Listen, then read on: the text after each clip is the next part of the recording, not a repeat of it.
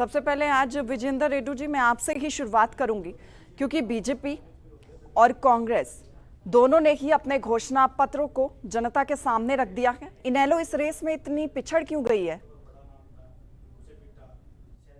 श्वेता जी, सर्वप्रथम आपका बहुत बहुत धन्यवाद। जो आपने आज मेरे से शुरुआत करने का काम किया, इसके लिए मैं आभार प्रकट करता हूं। जी।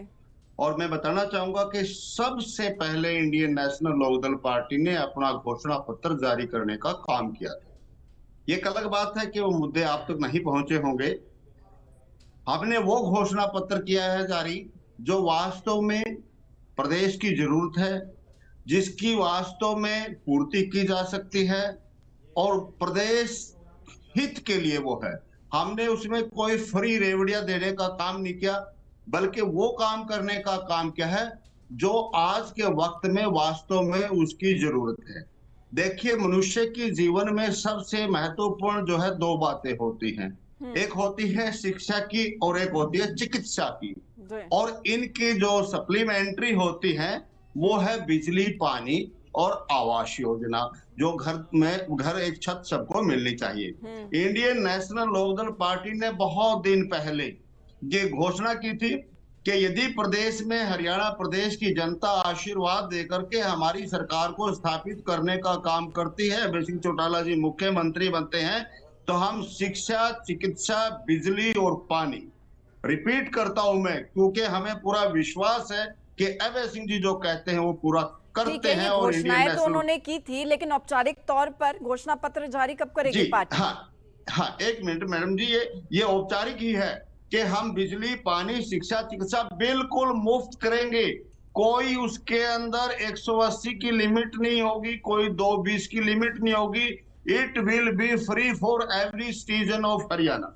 नंबर 2, जो आदमी 5 साल विधायक मंत्री रह करके पेंशन लेने का काम करते हैं और जब प्रदेश का कर्मचारी 50 साल, 40 साल, 25 साल सेवा करके प्रदेश की, उसको पेंशन से वंचित करने का कार्य कांग्रेस पार्टी ने किया, भारतीय जनता पार्टी ने किया। हम उसका मान सम्मान करते हुए हर कर्मचारी को ओल्ड पेंशन स्कीम का लाभ देने का काम करेंगे, ये हम घोषणा कर चुके हैं। एक वृद्ध पुरुष बुढ़ापे में उसको बहुत जरूरतें होती है, अपने परिवार को भी सम्मान देना होता है, खुश रखना होता है, वो बीमार भी ज्यादा हो जाता है, लत्ते कपड़े की भी जरूरत होती है, सहायक की भी उसको जरूरत पड़ती है।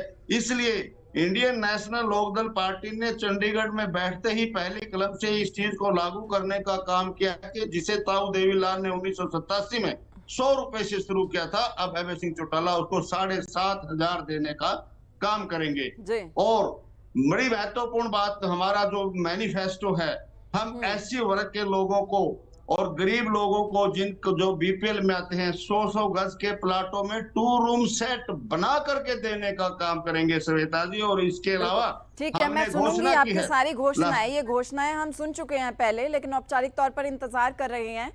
जेजेपी के प्रवक्ता रतन शर्मा, आप भी पीछे हैं अभी घोषणा पत्र में। जेजेपी कब करेगी अपने घोषणा पत्र को जारी, या फिर उलझी हुई है अभी अपने नेताओं को लेकर ही? घोषणा पत्र 1-2 दिन में हमारा जारी हो जाएगा। और घोषणा पत्र की क्या जल्दी बचा रहे हैं, ये जिसकी करनी और कथनी में फर्क है। अभी भाजपा ने और कांग्रेस ने जो घोषणा पत्र जारी किया है, इसको कौन सीरियसली लेगा? क्योंकि कांग्रेस पार्टी का 2004 से 14 के बीच में लोगों ने कार्य देखा है।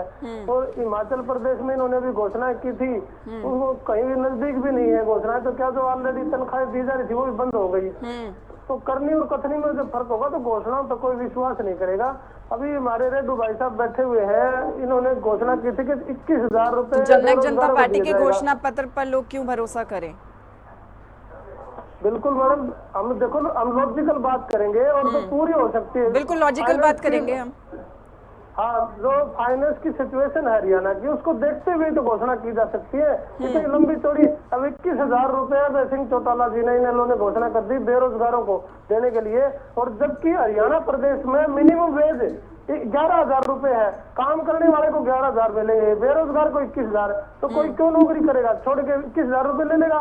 पूरे दिन काम करने वाले को हरियाणा में लेबर वेज जो मिनिमम है वो गारंटीड है, वो 11,000 रुपए है।